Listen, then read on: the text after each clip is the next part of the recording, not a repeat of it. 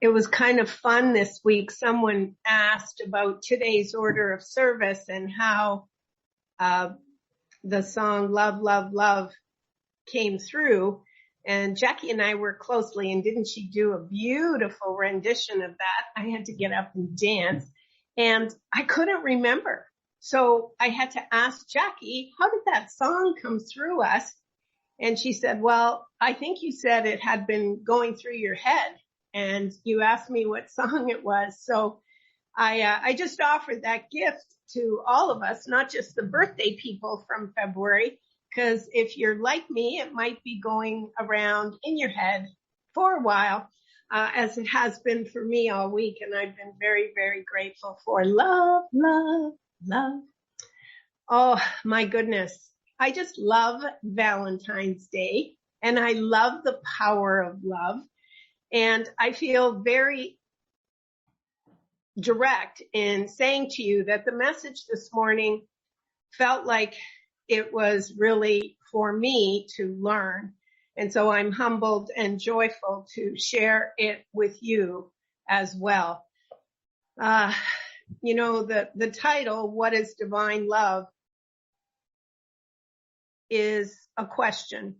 It's a question that I've been especially working with for the last year or so. What is divine love? What is it? And seeking within greater understanding. So I'd like to begin with reading a scripture from 1 John. And I was grateful to hear Mark read from that same book. And this is taken from chapter 4 of 1 John, verses 7 and 8. And it reads, My beloved, let us love one another, for love is from God, and everyone who loves is born of God and knows God. Verse 8 is the newness of life for me through this week. And verse 8 says, He who does not love does not know God, for God is love. He who does not love does not know God, for God is love.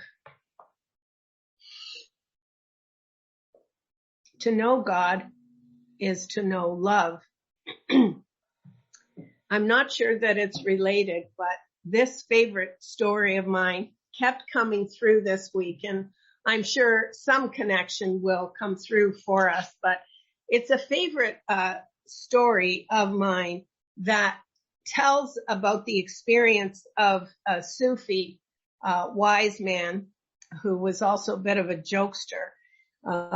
His name is he's the protagonist in the story that I'm going to share, and his name is Mullah Nasruddin. Maybe some of you know it. So he was resting under the shade of a tall, luscious walnut tree. And as he's sitting there one day, daydreaming, he looks over and notices these massive pumpkins growing on delicate little vines snaking across the ground. After noticing those, he looks up and he has to squint to see these tiny little walnuts growing high, high up on this tall, magnificent tree. And he says to himself, how strange Mother Nature is to make these plump, huge pumpkins grow on spindly little vines, while the tiny little walnuts have their own majestic, impressive tree. And just at that moment, a walnut falls from above, and clunk, it lands on Muller's head. And then as he's rubbing his sore head, he picks up the fallen walnut.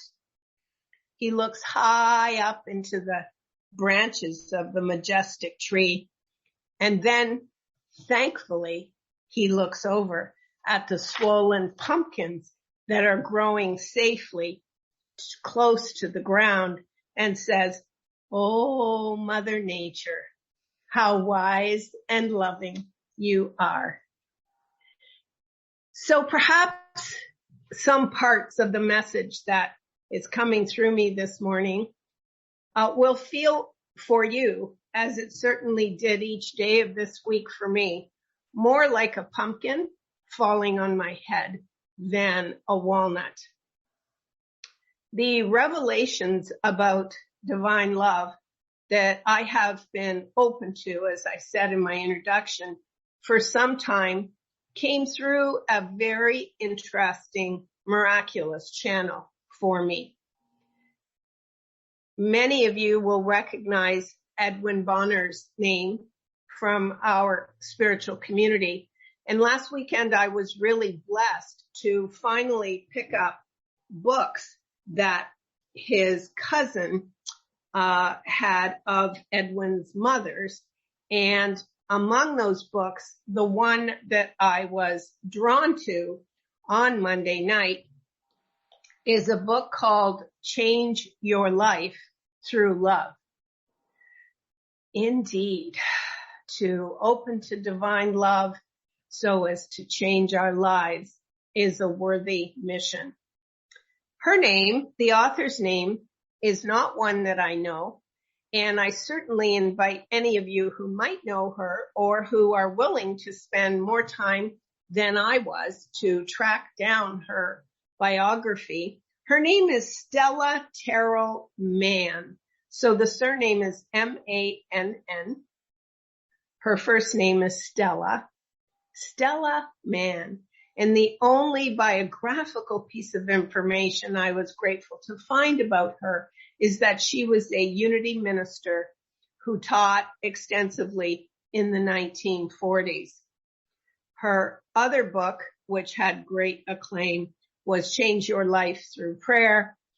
I have been working through Change Your Life Through Love all of this week and have really had new light shed in my consciousness about divine love as a power. I have understood more this week about the law of divine love and how it gets broken or can be broken some of the time by some of us. And I believe that an understanding of divine love necessarily brings us back to our earliest understanding of human love.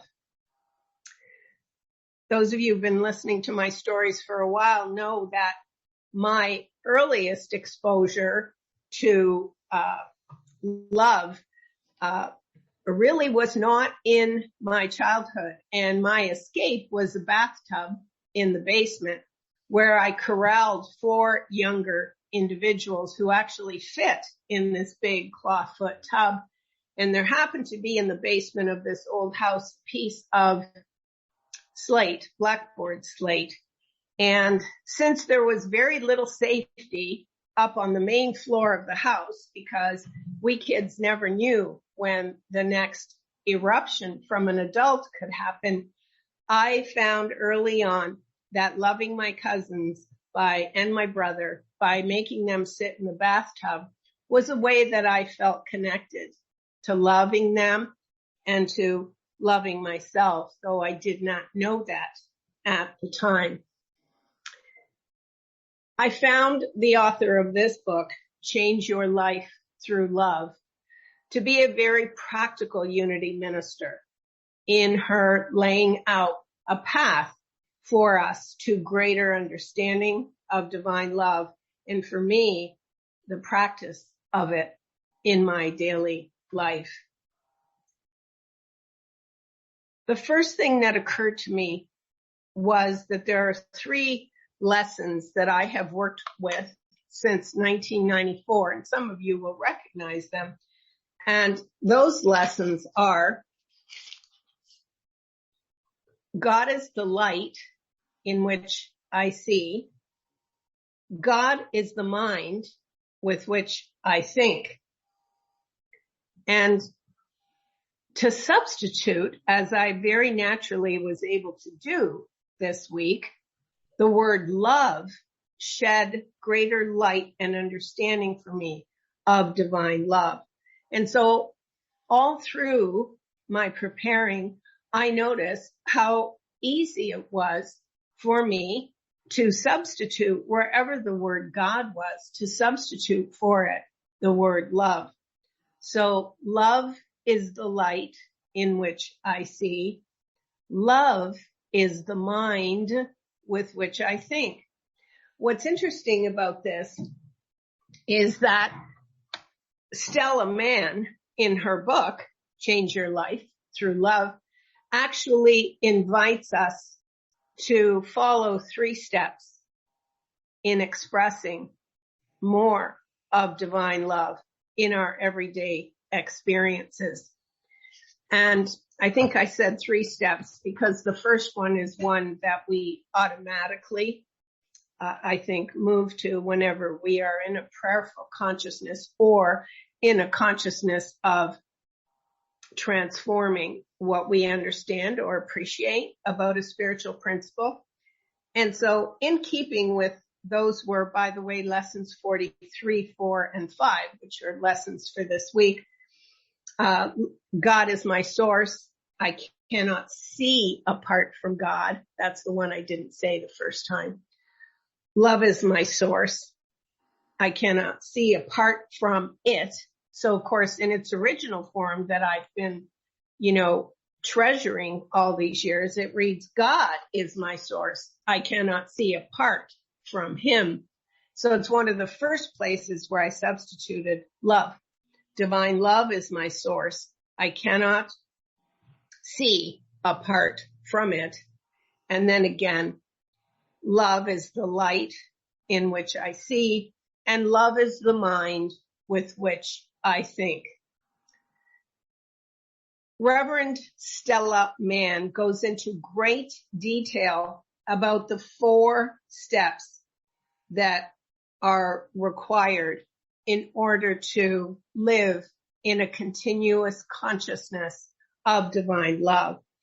And I'm sure it was not accidental that these lessons that I've worked with for years about seeing and thinking with the eyes of God and the mind of God led me to appreciate the 4 steps that we'll be looking at this morning together. Before those 4 steps, which are surrendering to love, looking with love, speaking and listening with love, and finally thinking with love. And you'll hear me repeat these 4 because she has them in that particular order, because she says we cannot start at the summit. We can't begin at the top. She said if we could in our humanity begin at the very top, then we would start with thinking with love.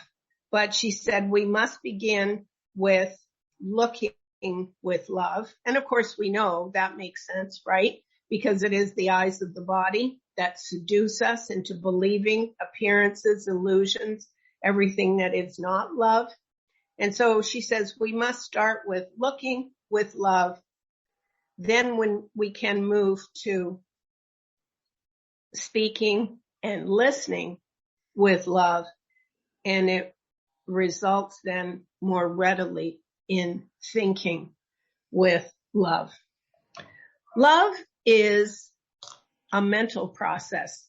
I'm talking about the power that we celebrate in unity centers around the world during the month of February. Love as a spiritual power is both mental and a spiritual process. Why don't we take a minute to consider all that divine love can do for us?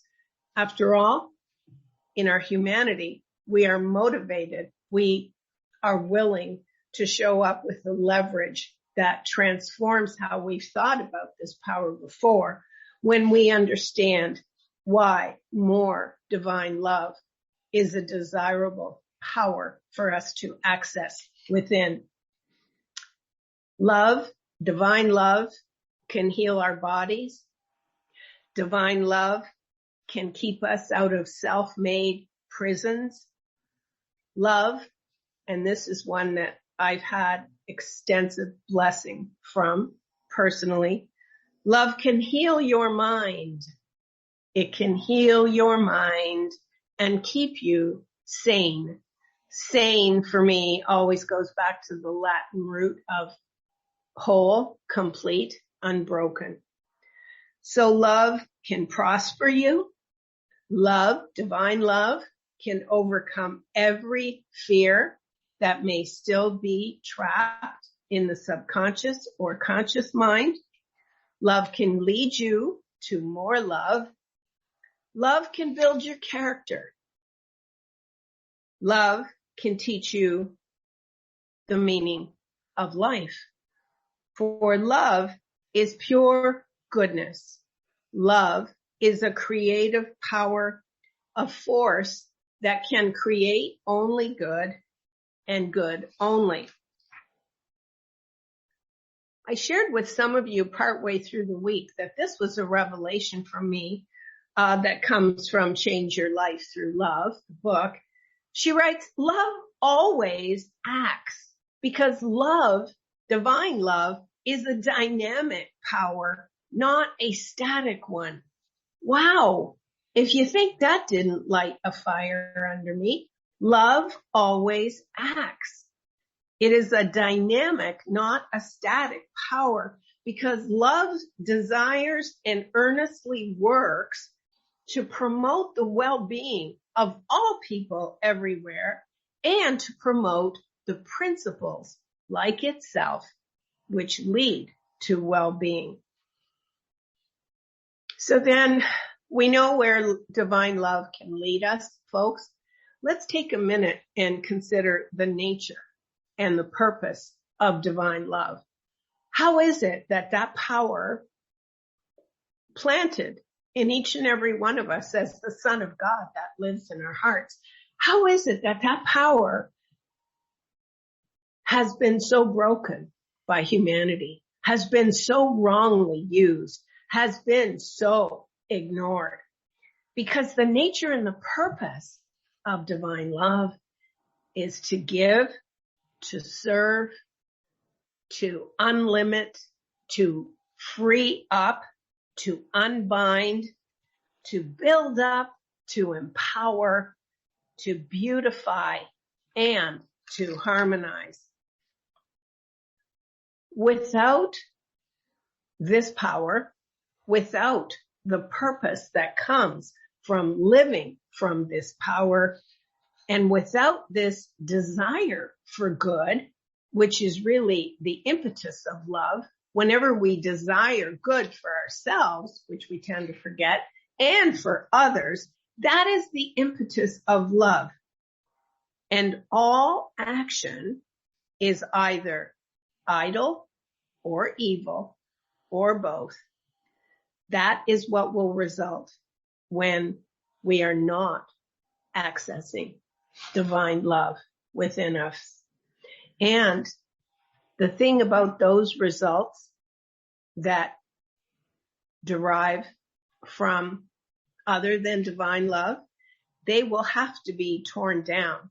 And Reverend Stella says that this is echoed in the psalm that some of us have seen recur a lot in the last few months, except the Lord, which is really the principle or law of love.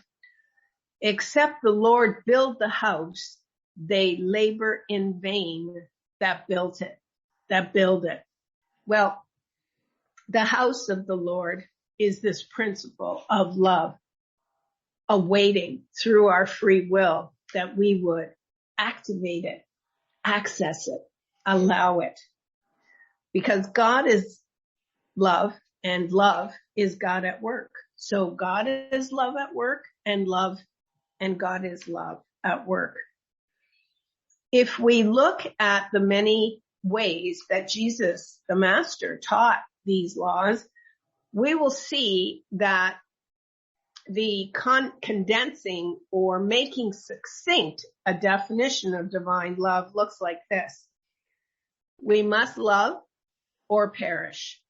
So the law of love operates as either being activated, we must love, or we will perish. Love or perish is a spiritual law. And, at first glance, that can seem a bit scary, love or perish, but it is up to each and every one of us, because we get to use the greatest gift after, I suppose, the fall, where we lived in a continuous state of harmony. The greatest gift we were assigned was the choice of free will. And so it is up to us to set this law of divine love, which is really a creative law. It's up to us to set it into motion.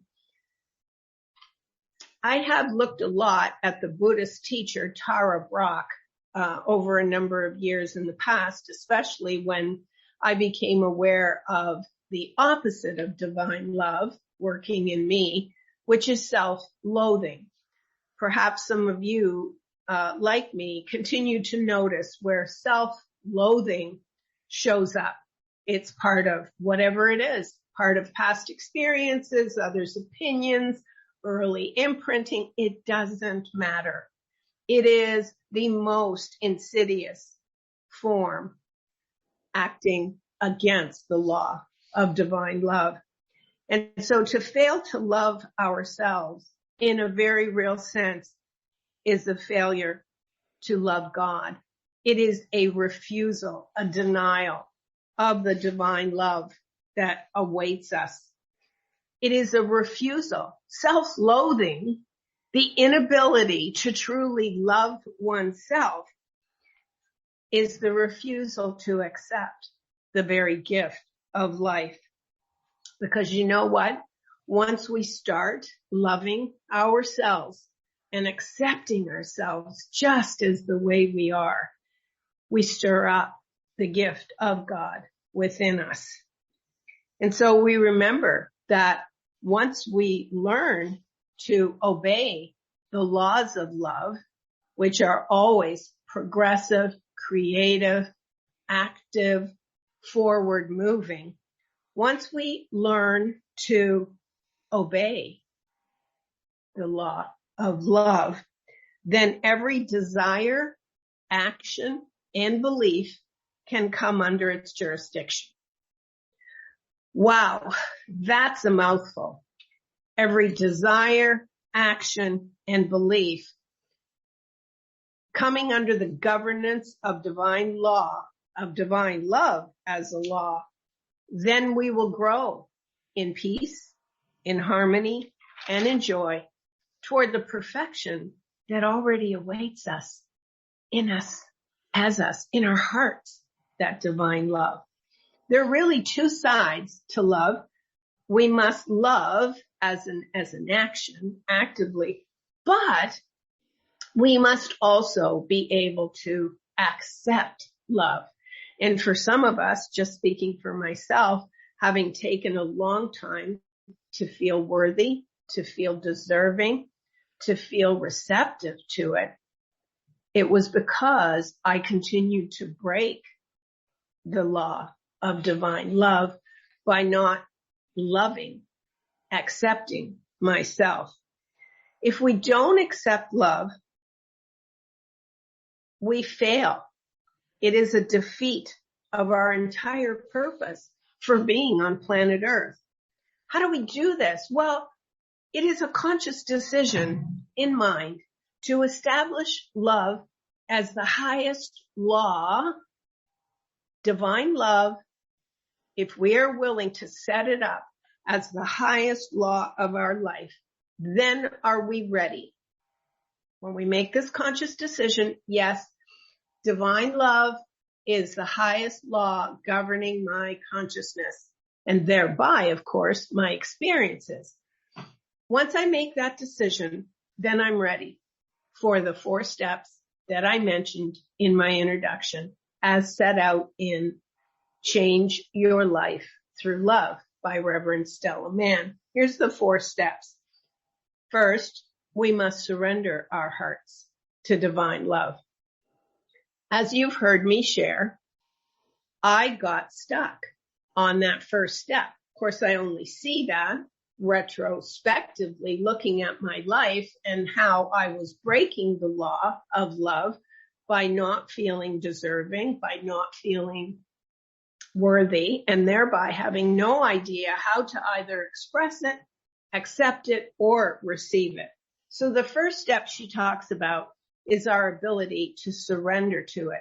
That means we must forfeit, abandon, desert, give up everything unlike love, especially in terms of how we treat ourselves in our internal landscape. We pay attention to how much negativity might seep into stories that we tell ourselves about ourselves, which are in direct opposition to accepting and loving ourselves.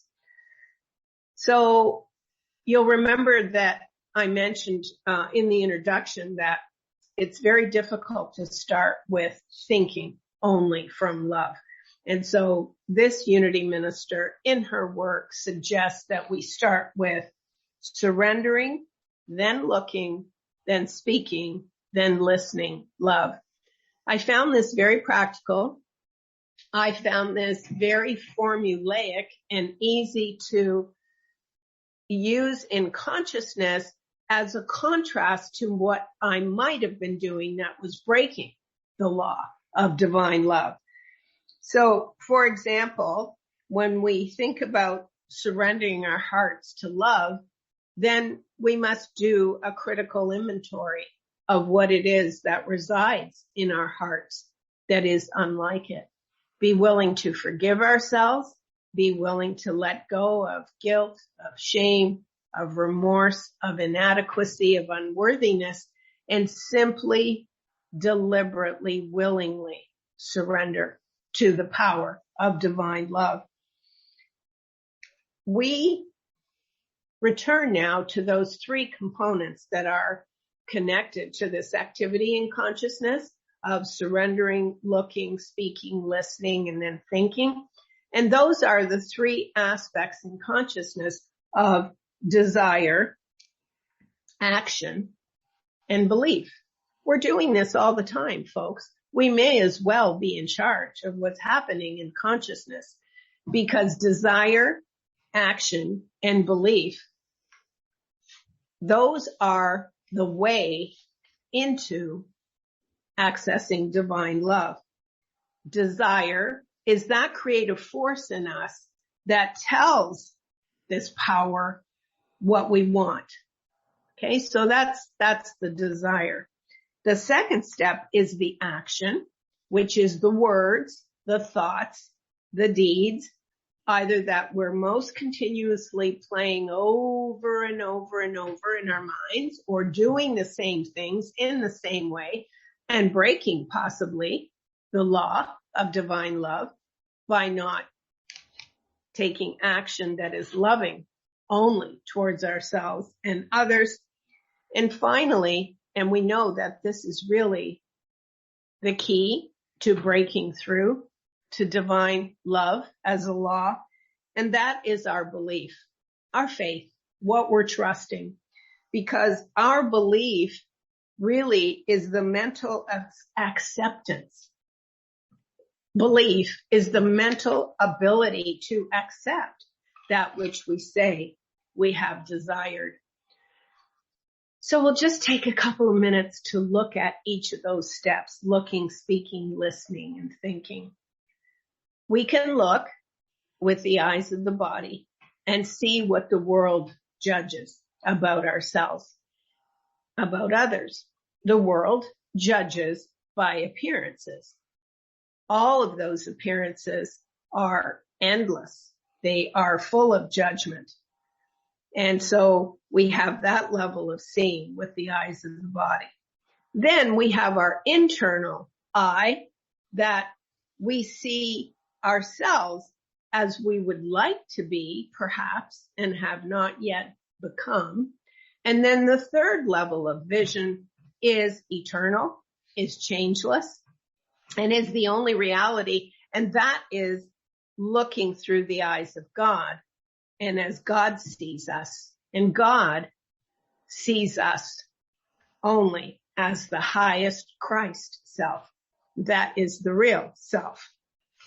So for me, it was helpful just to notice that when I'm looking, and if I seek to look from divine love, then I must recognize, wow, I'm not just looking with the eyes. I'm looking with my mind. I'm looking with my feelings. And above all, I am looking with my faith and deciding what I believe in. And so today we can all decide to look with the eyes of love, and love will look back at us. And then it is that we can start looking at ourselves as the desired self, as the real self, and not the self that the world sees and judges, that is limiting and that is breaking the law of divine love. So that's the first step, taking responsibility for our vision. Are we looking only with the eyes of divine love? The third step after surrender and responsibility for vision is speaking and listening.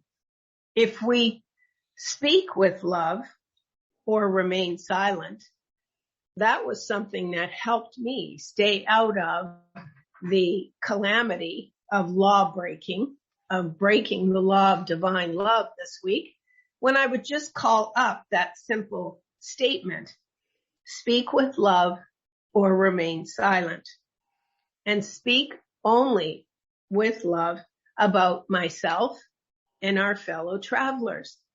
That in itself, if you have any residual negative self-tapes like I do, speaking only with the power of divine love about myself was a full-time job this week. So I know I have work to do. Speak only words that praise, that bless, that encourage me. I have to start with loving me. I voice my trust and desire to promote only good for all people, including myself. And so if I have to, in deciding to speaking and listening only with love and from divine love, then I can say to myself 100 times a day or more, I thank God for divine love as my guiding force. I thank God for divine love and its law as my guiding force. And finally, the fourth step after surrendering to love, looking, thinking, and speaking only love is what may possibly be the pinnacle, the summit. That's why it's hard to start with thinking only love. In my case, I can readily agree that thinking with love is the most challenging because my ego thinks that it is in charge of my thinking, and therein all temptation lies.